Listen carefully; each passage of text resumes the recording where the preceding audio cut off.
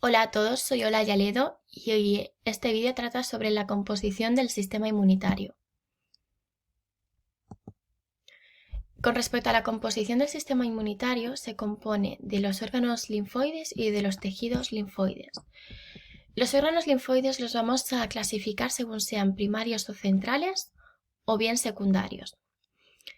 En los órganos primarios o centrales es donde se van a diferenciar y madurar los linfocitos. Van a adquirir los receptores antigénicos específicos y esto va a permitir que distingan también lo propio de lo extraño. Vamos a diferenciar la médula ósea roja y el timo. La médula ósea roja se encuentra en las cavidades del tejido óseo esponjoso. En ella se maduran los linfocitos B. Y en las aves se encuentra en la bolsa de Fabricio, que está relacionado con la cloaca. Por otra parte, el timo se encuentra en la cavidad torácica, detrás de la parte superior del esternón, y en ella se maduran los linfocitos T. Como regla de mnemotécnica, la T de timo se relaciona con los linfocitos T. Y después, si sabemos estos, descartamos que los B van a la médula ósea. Se diferencian y maduran en la médula ósea. Por otra parte, están los órganos linfoides secundarios, que es donde se acumulan los antígenos y van a interaccionar con los diferentes tipos de linfocitos.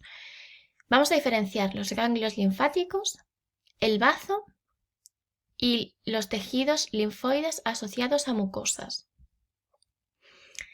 Los ganglios linfáticos son una red de vasos linfáticos que van a filtrar la linfa. Van a quedar acumuladas las partículas antigénicas, gracias a la actuación de los macrófagos.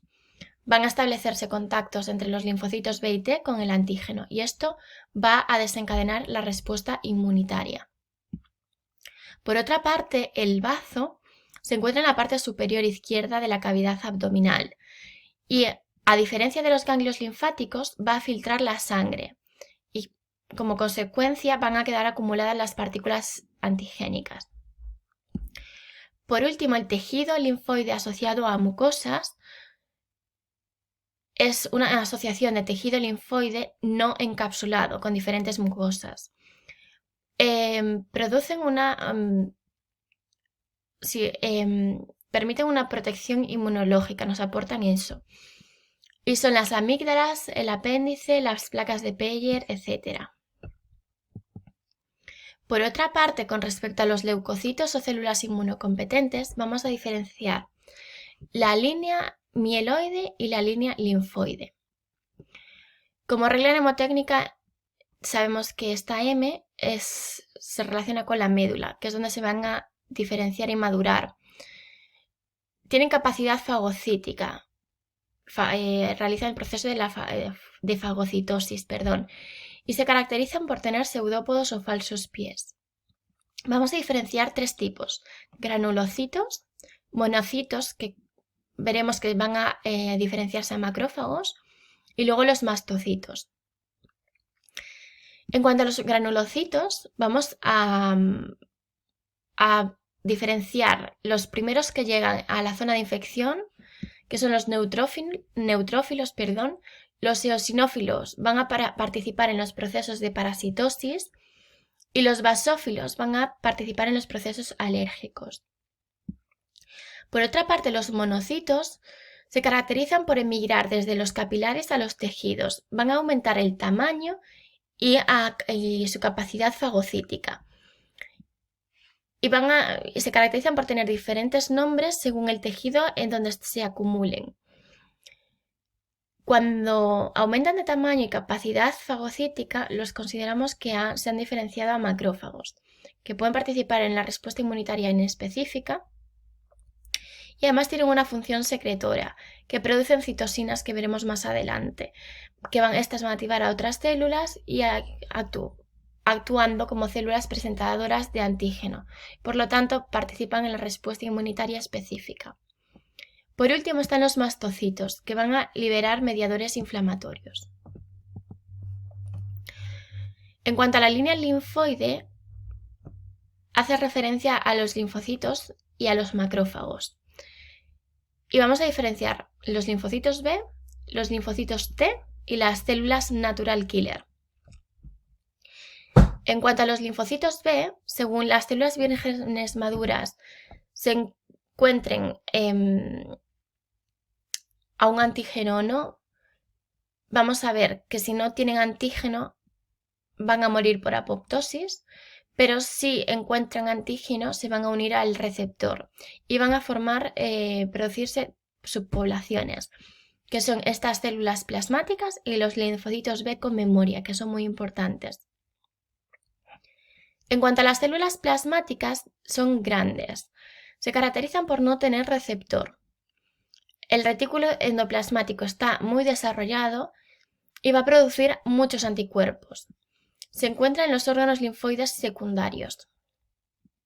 Por otra parte, los linfocitos B con memoria van a recordar el antígeno al que han hecho frente. Entonces, en la respuesta secundaria, que ya hemos visto en una tablita de respuesta primaria y secundaria, van a participar, haciendo que sea mucho más rápida. Además, se caracterizan porque su vida es indefinida. Por otra parte están los linfocitos T, que pueden ser citotóxicos o colaboradores. Los citotóxicos se caracterizan por tener la glucoproteína CD8 anclada a su membrana y van a destruir las células propias infectadas. Los colaboradores, que a diferencia de los citotóxicos tienen la glucoproteína CD4 anclada a su membrana, van a segregar citosinas y estas, como hemos visto antes, van a estimular otras células. Por otra parte están las células natural killer, que pueden tener una acción citotóxica, apoptosis de las células propias infectadas, o una acción reguladora, que va a liberar citocinas que regulan los linfocitos B y T. En cuanto a las moléculas del sistema inmunitario, vamos a destacar los componentes del complemento, las citocinas que hemos estado hablando de ellas y los anticuerpos e inmunoglobulinas. En cuanto a los componentes de complemento, son una serie de proteínas que mayormente son plasmáticas y van a favorecer lo que yo denomino FILAM. Es una regla mnemotécnica, F de fagocitosis, I de inflamación, L de lisis celular y AM de activación de los macrófagos. FILAM. Por otra parte están las citocinas, que son proteínas que se producen principalmente por los macrófagos y los linfocitos T4 o colaboradores. Se van a unir a receptores específicos de la superficie de la célula diana. Van a regular la respuesta inmunitaria e inflamatoria. Y son los interferones, factores de necrosis tumoral, quimiocinas. Y por último están los anticuerpos o inmunoglobulinas, que van a estar producidas por las células plasmáticas que hemos visto antes y reaccionan con los antígenos. Por otra parte, cabe destacar las características de estas células, su morfología. En cuanto al núcleo y las granulaciones es lo que tenéis que tener en cuenta. Por ejemplo, los monocitos que hemos visto antes, que cuando aumentan de tamaño maduran a macrófagos, se diferencian a macrófagos. Como monocito tienen un núcleo lobulado y no tienen granulaciones, pero vemos que el macrófago tiene un núcleo sin forma y además tiene granulaciones. Por ejemplo, está aquí los mastocitos, que vemos que el núcleo es central y tiene abundantes granulaciones. También le podéis echar un vistazo a las características de los linfocitos B, T y las células natural killer, que vienen de la línea linfoide, y aquí está la línea mieloide. Como veis, hay más, por ejemplo, no hemos hablado de los trombocitos, eritrocitos, solo hemos hablado de estos. Y tampoco hemos hablado de las células dendríticas, pero también tienen su importancia.